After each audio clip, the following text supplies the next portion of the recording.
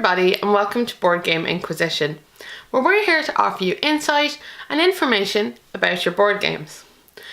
So today we're doing our monthly roundup for November.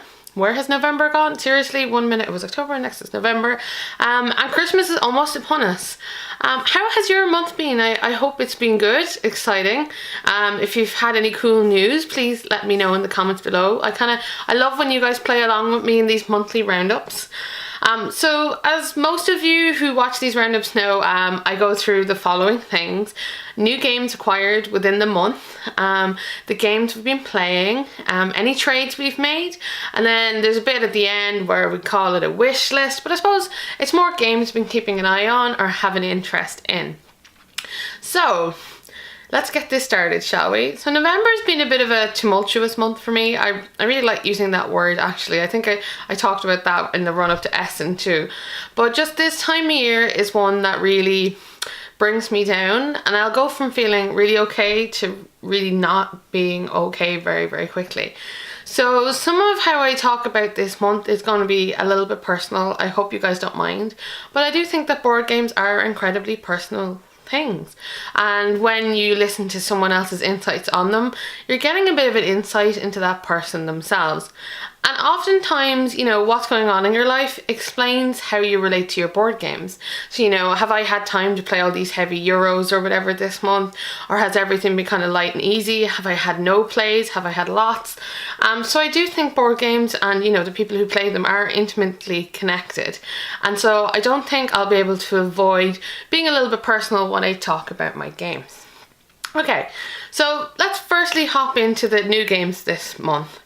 And this list is rather teeny, unsurprisingly, because there were so many games last month from Essen. And the first is one that came out of the money I didn't get to spend at Essen. And I think at the end of the last monthly roundup video, I asked you guys, you know, which game would you pick? Would you get Marco Polo? Would you get Orleans? Or would you get Akrotiri? And my good friend Board Game Rants informed me that I should get Akrotiri. And you know what? He wasn't wrong. I did really want to get an Akron E, so that was the first thing that I picked up this month. And it's really interesting game, I have to say. I've only played it once. I look forward to playing it more. But wow, does it feel like a Kickstarter game? When you open it up, there's just tons and tons and tons of components. Like for instance, there are victory point tokens as opposed to just a tracker around the board. So it really feels like, you know, it has all these extra bits and bobs that it didn't necessarily need. Gameplay, however, is pretty good. It's a worker placement game, except it's set in a world where you have discovered time travel, and so you can go back in time to kind of claim items from the past, but then you should pay them back or kind of bad things happen, anomalies. While it looks quite a lot to begin with and there's a lot of symbols, it took us a while to get through the first game. We really feel like we have a really good grasp on it now, and I'm kind of really looking forward to getting to play more of it. Not to mention the fact that I bought the expansion. And the expansion for this game is kind of unique. As Twitter highlighted, it is the most unnecessary, necessary expansion. And that's to do with the fact that the expansion basically has exosuits to fill in for tokens that are in the base game. And me being me, I couldn't help but absolutely adore the idea of time traveling robots. So I bought the expansion, and oddly enough, it's the first time ever I've had an expansion arrive before the game itself got here. But it was totally worth it just for the cool factor alone. And I'm really looking forward to playing more in Akrotiri. It's a game with a lot of promise, and it's one that really left me thinking afterwards what I could have done differently, despite its kind of steep, don't want to call it a steep learning curve, but there was just a lot going on to begin with. Okay. So second game I've acquired this month, and this was solely on the basis of the fact that it was disgustingly cheap on a second-hand trading page, and this is Dominant Species. Now, Dominant Species is one I've come across quite a bit, or heard good things about, but didn't exactly know a lot about, other than the fact that, you know, based on the title, that there are species trying to dominate each other. And what it is it's this heavy kind of Euro game that's a worker placement. in which you are in control of a particular species and you want them to survive and thrive kind of an ice age that's coming. It's very clever in how it does things. I can see that I've only played it once, like everything else in my life right now. But it's a very clever worker placement game in the sense that there is a huge list of actions to choose from, and everyone places out their markers at the start of the round, and then it goes through the list in order that the things will happen. So it ends up for kind of like timing is a really important thing. It's also quite cutthroat, you know, kind of get each other, and it's definitely a longer game. It's recommended on the side of the box an hour to 2 hours, and we played like 4 or 5 turns, and I can really imagine it being that length, hence why we didn't finish an entire game. We just didn't have time.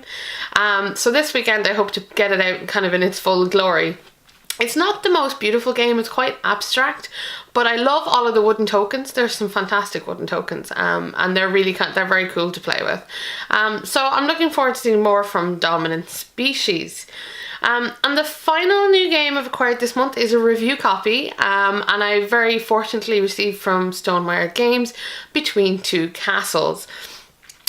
This is one I was really dubious about, I ain't gonna lie. The idea of mashing up 2 games together. So for those of you who don't know, Between Two Castles is an amalgamation of Between Two Cities from Stonemaier Games and the Castles of Mad King Ludwig from Bezier Games. So Between Two Cities was basically like a tile laying city building game. I actually wrote a written review for it, those rare written reviews. And while I enjoyed, like, it was a very clever mechanic in that you never built your own castle, you shared one with the people next to you, so you had to like team up and make decisions about how your castle was being built. And that was a really cool idea. I just don't think it was executed particularly well. I often find with Between Two Cities is that it's solvable. There's a definite answer to which tile should go where.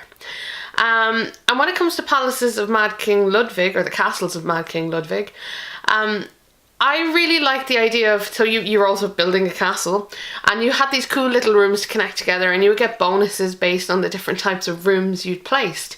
And while it was really fun, I found it ran out of steam quickly for us because it's quite fiddly. There was a bidding component, and all of the rooms are unusual shapes. It took up a lot of space on the table, so we traded that away earlier this year. So now we're at the point where they've combined both of these games into one game, and I've had problems with both of the games, so I was like, oh, I don't know what this is going to do. And yeah, Stonemaier Games really kind of pulls it out of the hat again, because it really is a fantastic collaboration. It brings out the best parts in both games. So now it is a city or a palace building game in which you share your palace with somebody else.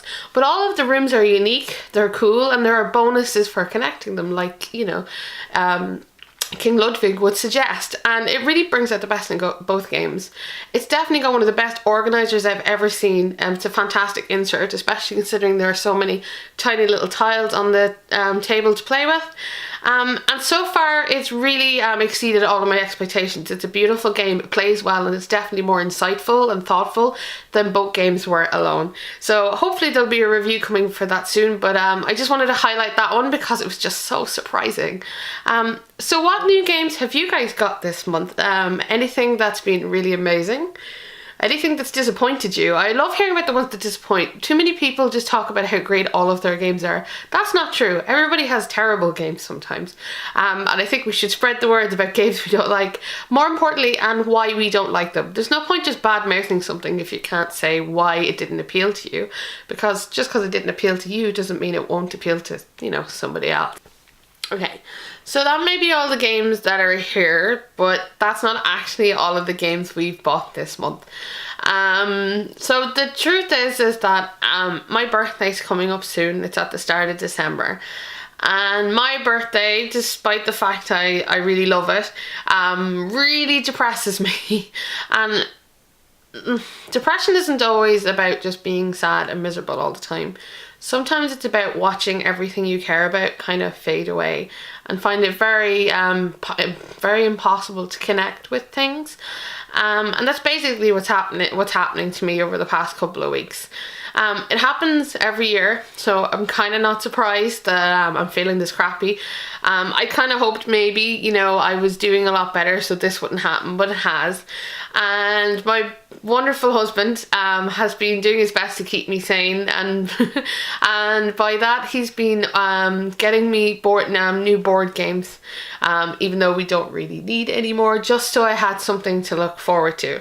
So there are 2 more games that have been ordered but aren't here yet, and they're turning up week by week in the post, so that there's something each week to kind of keep me going. Isn't that amazing? Really? Isn't that wonderful?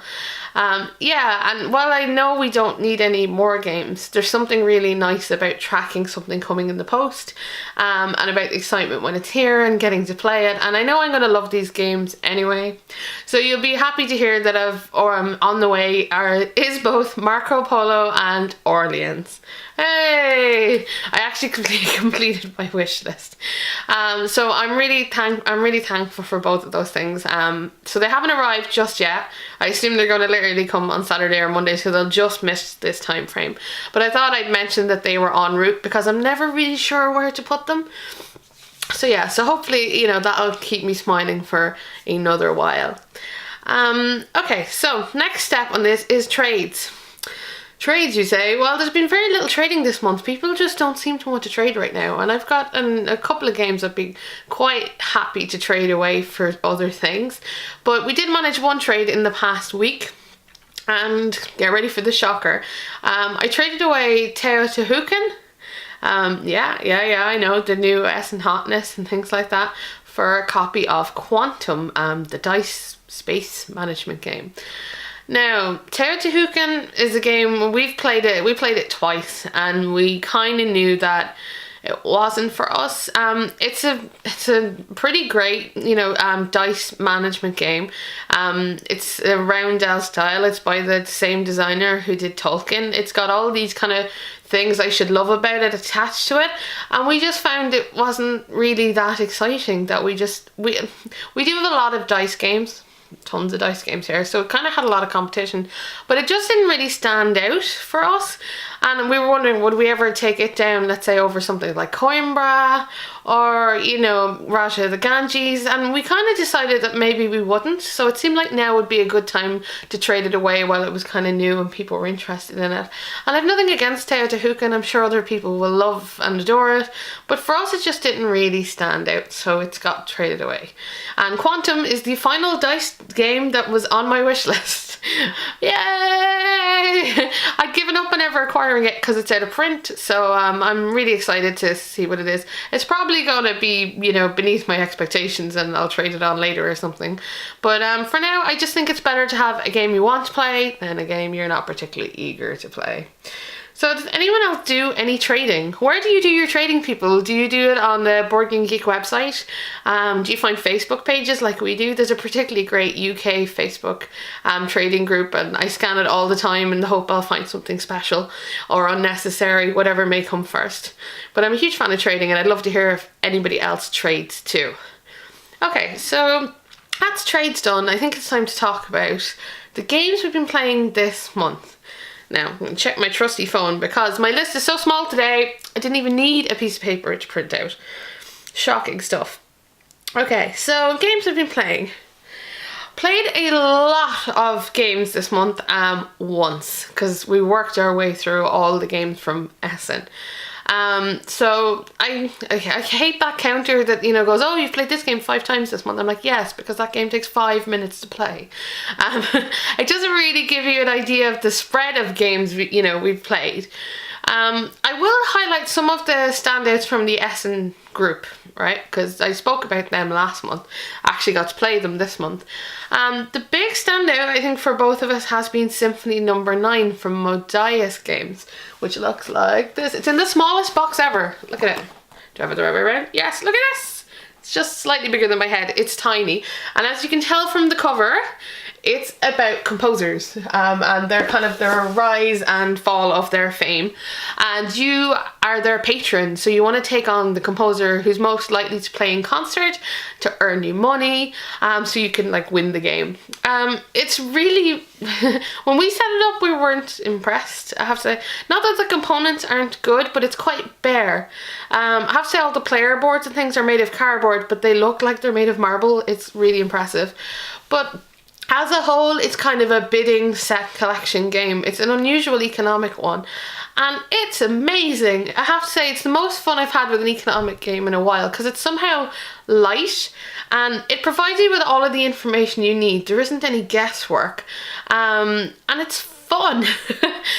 It's the only one of the Essen games we've played more than once, because the minute we played it we wanted to play it again, and I would really recommend it. I think it's kind of game as well that anybody could get into, because all of the answers are so obvious and they're readily available, and I really think it levels the playing field for players. So normally my husband is, you know, much better at economic games than me. He's able to work out all those variables and stuff, and so when we play economic games it's always very lopsided. Symphony No. 9, however, seems to balance this out by providing me with all the information I'll need, and I don't have to go and work it out or figure it out for myself. So it made me a better competitor. It definitely put me more in the game, and things weren't as lopsided. And I really love games that make the effort to do that. Onitama is another great example of that, where by giving each other a very specific set of moves, it gives me less things to think about, so I can just be a better player. I think more games should pick up on that. So Symphony No. 9, that was the big surprise. I was disappointed we left it so long to play it. The second outstanding game has to be Ceylon. So Ceylon is the game about tea plantations, and it's basically a set collection game where you are creating different types of tea and handing them in for points. The very cool thing about Ceylon, apart from its like 3D kind of terrain effect it has going on, is the action cards. So on a turn you'll play a card, and on a card there are 3 different options available to you to perform. So you pick what one you want to do, but then everyone else around the table gets to do the other 2 actions, or a choice from them. So everyone else's turn is also your turn, which is pretty amazing. But it also means that when you're playing your card, you have to make sure that the options available are not ones that will necessarily benefit your opponent. So pretty awesome stuff. Ceylon's very interactive, very pretty, and I would definitely recommend it. It was another real standout from the game I picked up that I didn't really know a lot about. So it would be fantastic stuff there. So other games that saw a lot of play this month were on the basis of the fact that my best friend came to visit me, and you know what we did? We played games. So I got to play lots of kind of smaller games. So we played Azul, we played Walking in Burano, we played King Domino, which you really like King Domino, and we also played Match Me, What Color Is This? So this is from Emperor S4. It was at their stand at Essen and I picked it up, and it's kind of a really interesting party game where the aim of the game is you give out a clue and you have to get everyone to give an answer that is a colour, and you want everyone to give the exact same coloured answer, and you need to get 5 in a row to win. So it's kind of a unique party game. I particularly love that some of the translations are a little wonky, makes it even more fun. But we ended up playing like 5 games of that when Anna came to visit, and I like it a lot. We don't actually have a lot of party games here, mostly because we don't have a lot of parties.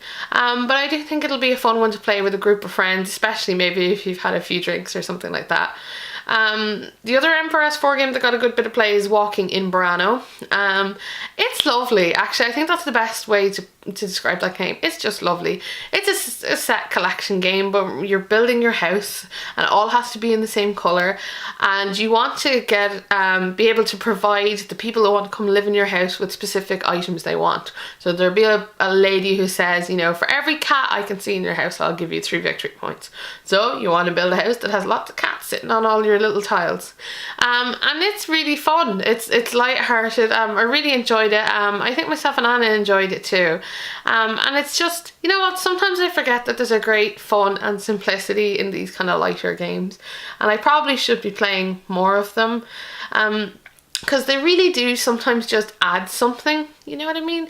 Not everything has to be about the most amazing gameplay, you know, and intense decisions. There's a lot of fun to be had just with kind of, you know, colourful things, matching stuff up and just having a good time, right? Okay, so I think that's most of the things we got to play this month. Like obviously we played a lot of singular games. I think we've played like, I don't know, 35 unique games or something this month. No, I lie. It's not unique games, but 35 plays. I think 16 unique games. But yeah, it's been good. I like how I'm feeling about board games at the moment. Everything else is pretty shitty and awful. But for some reason, my love of board games hasn't disappeared yet, and that normally is how things happen with me. I'm the sort of person that gets really into something and I'll go really gung-ho at it, and then after a while it'll just drop off. And I thought this was going to happen with board games, especially at this time of year, and because I've been playing so many, kind of expected at one point to go, okay, I just had enough. No, I just want to play different types of games right now, and I'm really happy about that, and surprised. And because I'm forever talking about, you know, your collection should suit you in all your phases and moods and things like that, right? And I'd always hoped my collection would do that, and it really is standing on its own right now, where I find myself pulling out games I haven't played in ages but are just fitting me as it is. Like I played Memoir 44 at the weekend for the first time in ages, and God, that's such a great game, and it was just so right. I hope your collection does the same for you, or you've put it that same way. Do you find that you have particular games you go to when you're feeling particular ways, or you want particular things? You know, I find when my head's hurting and everything's a little overwhelming, I want to play a lighter game, you know, that kind of stuff. And I hope everyone else's collection is as comforting to them as mine is to me. Okay, so the final section is the wish list section. And by law, I shouldn't have a wish list right now, right? Because I pretty much finished the whole thing. I have 2 items on my wish list. Bear with me, people. So the first item on my wish list is Akrotiri. You may remember this from previous wish lists. And the reason it's there is because Miniature Market were having a sale for Black Friday last week, right? Maybe you heard about it.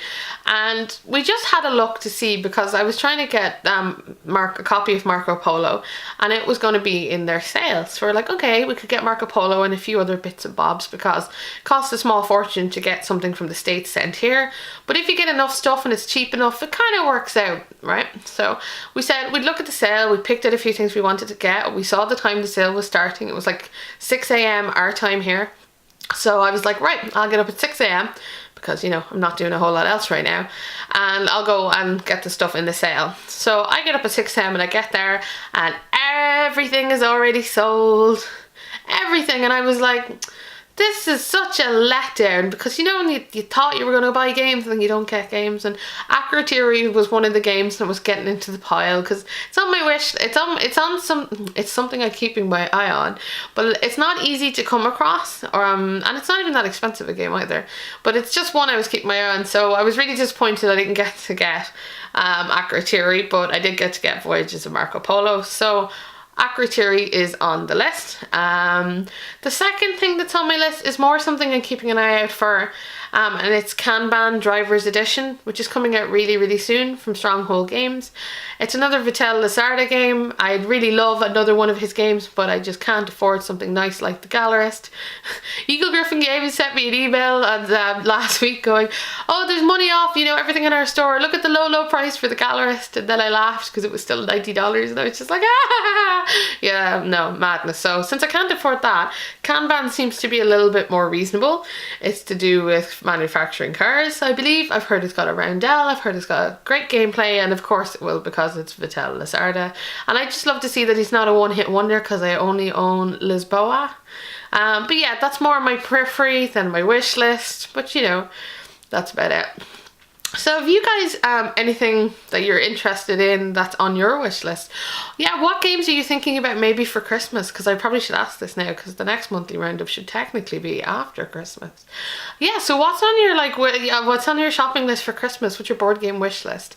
I'm curious to see what everyone is excited about. And speaking of wish lists, hasn't Kickstarter died down a little bit right now? Maybe just a little bit. As you may or may not have noticed, I did a whole bunch of Kickstarters recently, and most of them, or if not all of them, are in fact available on Kickstarter right now. So if you haven't checked these out before, maybe now is your time. You should probably check out Flick Fleet, which is the dice dexterity spaceship flicking game. Or you could check out Masters of Get Down, which is the dice chucking battle arena game. Ooh. Or Possession, the demonic card game. Yes, where you're a demon who takes over villagers. That's also really, really good. And of course there is, look at me having to pause. I'll go straight to Scofton because I can remember it. Now, I didn't do a review for Scofton, but I actually got to play the game, and it's a really fun Euro game set in an 80s diner. Plus they have some of the funniest ads I've ever seen. You should probably check that out.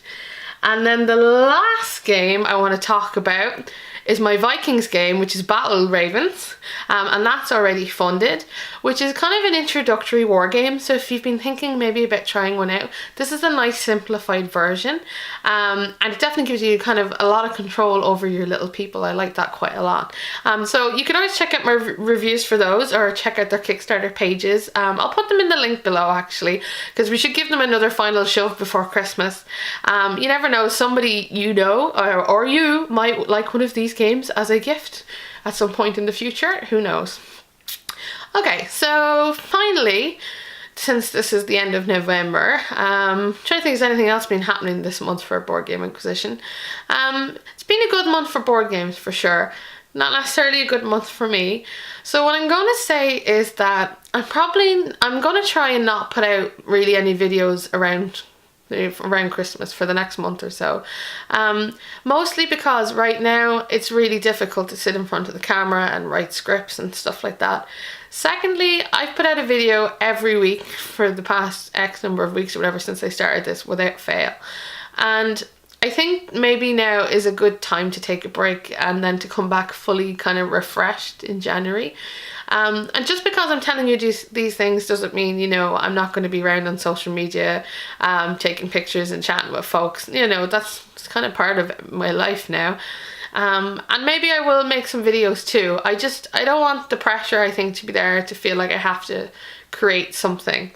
I have more games I'm looking forward to reviewing, even more games I'm looking forward to playing, and to be honest with you, I can't wait till Christmas. Oh my god, my husband will have a whole week off and we're just going to game. I just feel like I have so many games right now I've only played once, and I really want to play more than that, because I don't think you can really judge a game on one play now, can you? I think, you know, it's a little unfair. So let me know how you guys are doing in the comments below. I really look forward to hearing from you and how your month's been going and what you've been playing, what you've been acquiring, what you've been wanting to acquire. And until next time, I'll be here playing games, asking questions, and of course perusing my collection.